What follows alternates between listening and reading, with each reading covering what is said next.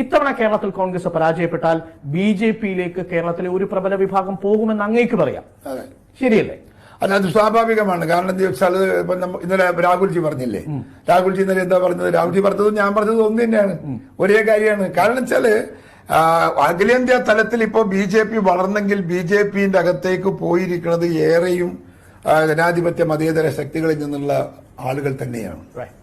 അപ്പൊ സ്വാഭാവികമായും അത് ഒരുപക്ഷെ ഇതുവരെ കേരളത്തിൽ അത് വന്നിട്ടില്ല. പക്ഷേ കേരളത്തിൽ കോൺഗ്രസ് ഇല്ലാതായാൽ അവരുടെ മുന്നിലുള്ള മറ്റൊരു ഏക സാധ്യത ബി.ജെ.പി ആയിരുന്നു. അത് കാരണം എന്താ ചോദിച്ചാൽ ഇവിടുത്തെ കോൺഗ്രസ് പ്രവർത്തകന്മാരുടെ മനസ്സിന്റെ അകത്ത് രാഷ്ട്രീയ എതിരാളി എന്ന് പറയുന്നത് CPM ആണ്.